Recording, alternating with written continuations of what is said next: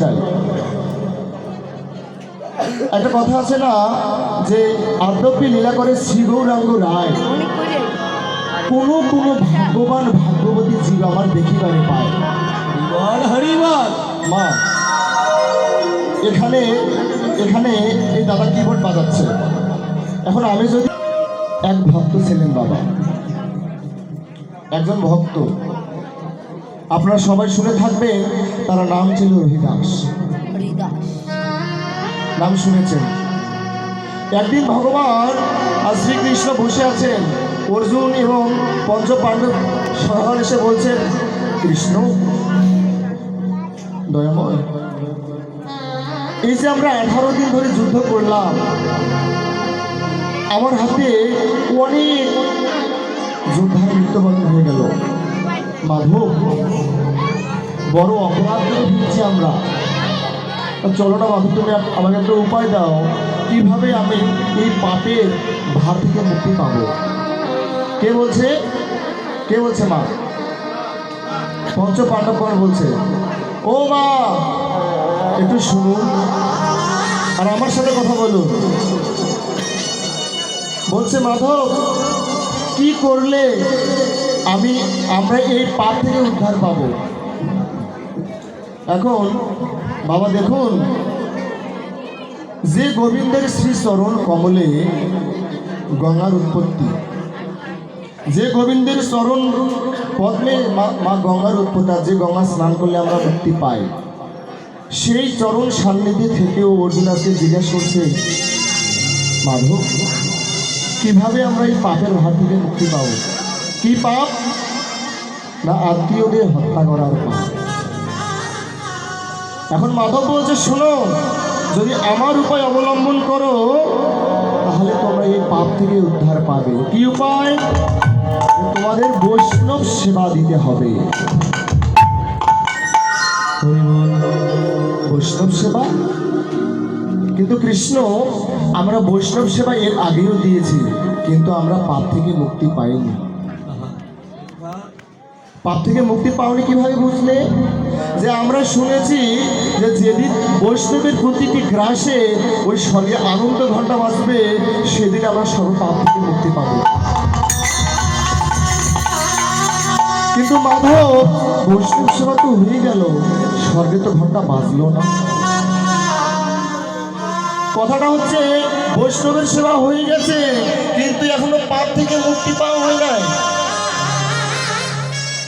এখন মাধব বলছে, শোনো অর্জুন, তোমরা যদি এই পাপ থেকে মুক্তি পেতে চাও, আমি যে বৈষ্ণবের কথা তোমাদের বলবো, সে বৈষ্ণবকে সেবা দিতে পারবে? যে হ্যাঁ, সে বৈষ্ণবকে এনে আমি সেবা দেব। তাহলে এক কাজ করো, ওই যে দেখো জঙ্গলে এক বৈষ্ণব বসে আছে, তার নাম রহিদাস। তোমরা যদি ওকে এনে বৈষ্ণব সেবা দিতে পারো, তাহলে সে বৈষ্ণব যদি কৃপা করে তোমাদের ঘরে আসে, তাহলে তোমরা পাপ থেকে মুক্তি পাবে।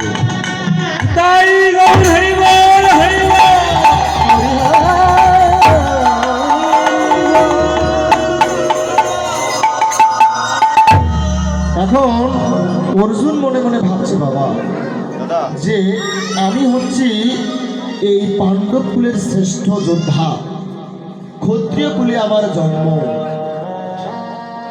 আমি কিনা যাব ওই মুচির ঘরে নিমন্ত্রণ দেওয়ার জন্য? বাবা, ভগবান কিন্তু অন্তর্যামী। ভগবান অর্জুনের মনের কথা জানতে পেরেছে, যে অর্জুনের মনে সন্দেহ হচ্ছে, সে যাবে না।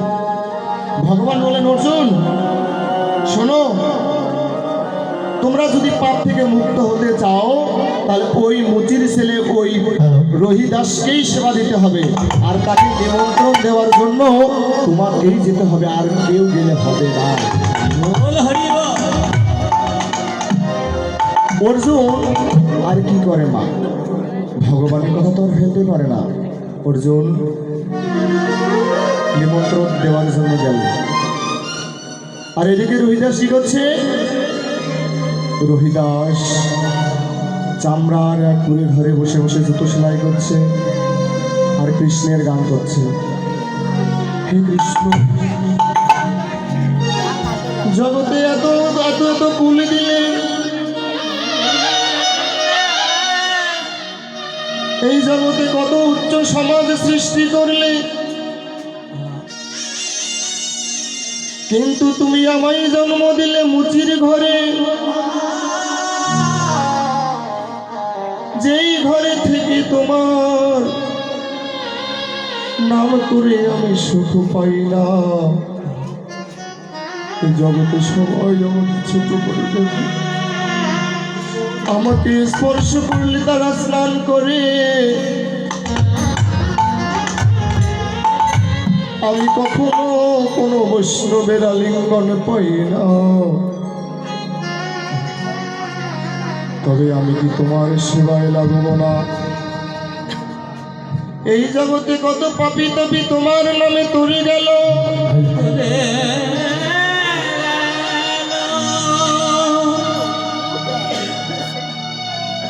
এই জগতে চপাল গোপাল উদ্ধার পেল, জগাই মাধাইয়ের মতো পাপী তোমার চরণ পেল।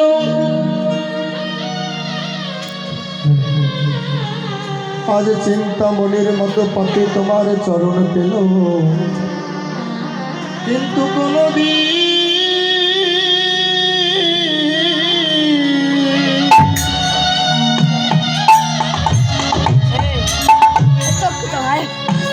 আমার মন বসা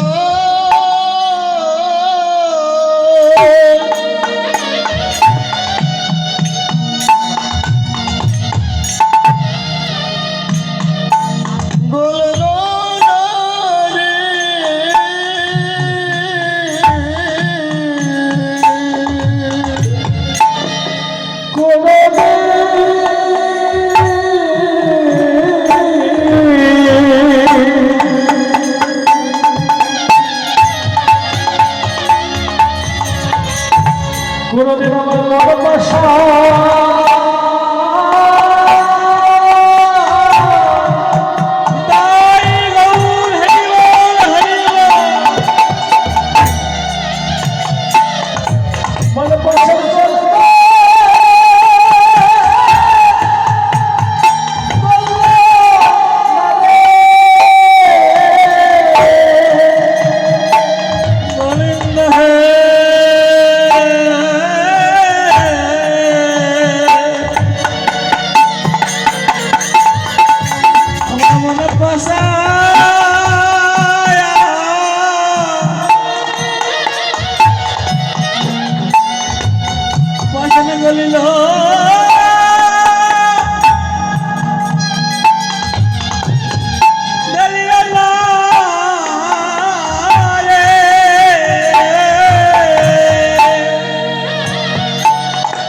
আমি যে কত জন্মে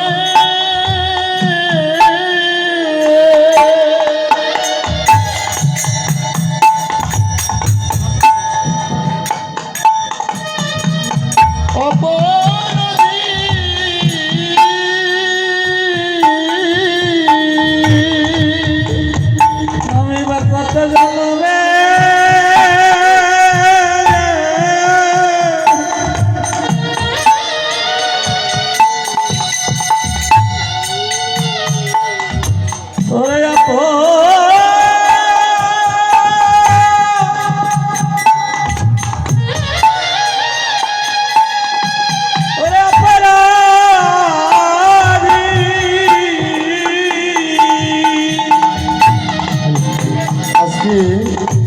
রহিদাস ঘরে বসে বসে জুতো সেলাই করছে মা।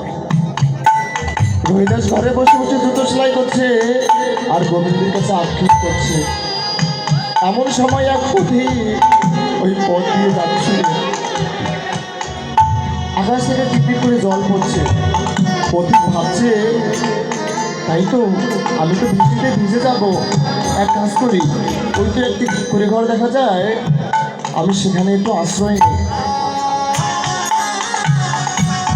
কিন্তু পথিক সংকোচ করছে যে আমি কি মুচির ঘরে গিয়ে আশ্রয় নেব, কি আর করি, একটু আশ্রয় নেই। যখন পথিক ওই মুচির ঘরে গিয়ে আশ্রয় নিল, দেখছে তাল পাতার কুড়ে ঘর, যেখানে সেখান থেকে বৃষ্টি পড়ছে, সে যেখানে বসে আছে সেখানেও বৃষ্টি পড়ছে। কিন্তু এক অবাক করার মতো বিষয় যে রহিদাসের গায়ে জল পড়ছে না। পথিক জিজ্ঞাসা করলো, বৈষ্ণব, আমি বহুক্ষণ থেকে লক্ষ্য করছি যে তুমি বসে বসে চামড়া জুতো সেলাই করছো। এই সারা বনে বৃষ্টি হচ্ছে, আমিও ভিজে যাচ্ছি। তুমি কি বলতে পারো, আমি ভিজে যাচ্ছি, এই বনের সমস্ত প্রাণী ভিজে যাচ্ছে, কিন্তু তোমার গায়ে কেন বৃষ্টি পড়ছে না? আজ রহিদাস বলছে, ভক্ত, ভগবান তো আমাকে নিচু কুলে জন্ম দিয়েছে,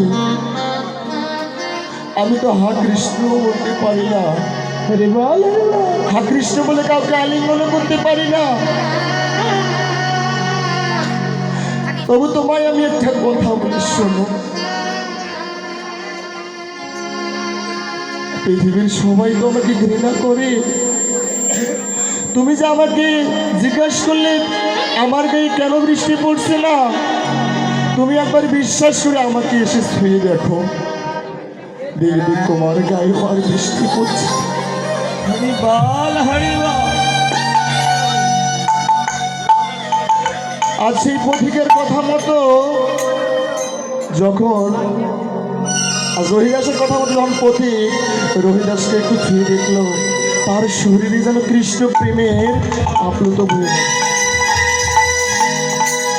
আর সে তৎক্ষণাৎ সমস্ত পাপ থেকে মুক্তি পেয়ে বলল, বৈষ্ণব, আমি তোমায় চিনতে পারিনি, তুমি আমায় ক্ষমা করো। আর এই দৃশ্যটা, এই ঘটনাটা দূরে দূরে দাঁড়িয়ে দেখতেছিল অর্জুন, কিন্তু তবু বাবা অর্জুনের মনের সন্দেহ দূর হলো না। অর্জুন যখন সেই রহিদাসের ঘরে গেল, ওহে রহিদাস, ঘরে আছো কি? একবার চেয়ে দেখো কে এসেছে। কে? যে আমি এসেছি। কে তুমি? যে আমি হচ্ছি পাণ্ডব কুলের শ্রেষ্ঠ যোদ্ধা অর্জুন। অর্জুন? কোন অর্জুন? যে অর্জুন আমার পরমেশ্বর ভগবান শ্রীকৃষ্ণের সখা, সেই? যে হ্যাঁ। আহা, কি ভাগ্য আমার, যুগেই যুগ যুগান্তর ধরে যাকে না পায় ধানে, সেই কৃষ্ণ সখা অর্জুন তুমি আমার ঘরে। ওহে পার্থ, তুমি যদি কৃপা করে যখন আমার গৃহে এসেছো, আসো, বসো। না না রহিদাস, না, আমি তোমার ঘরে বসবো বলে আসি নাই। আমি কেন এসেছি জানো? আমি কৃষ্ণ বাক্য লঙ্ঘন করতে পারবো না, তাই তোমার ঘরে এসেছি। শুনেছি তুমি নাকি বড় বৈষ্ণব হয়েছো। তা তুমি কবে কবে বৈষ্ণব হয়েছো আমি তো জানি না। তবে তোমার একটা কথা বলি, শোনো, তুমি যদি বৈষ্ণব হও তাহলে তুমি আমার ঘরে এসো, আগামীকাল মমালয়ে বৈষ্ণব সেবা। আর তুমি যদি বৈষ্ণব না হও তাহলে তুমি আমার ঘরে মিথ্যা লবণাঙ্গ অন্ন ধ্বংস করার জন্য এসো না। আজ রহিদাস দুটি নয়নের জল ছেড়ে দিয়ে বলছে, সখা, সখা, আমি বৈষ্ণব না আমি মুচি সে তো আমি জানি না। সে জানে আমার ভগবান কৃষ্ণ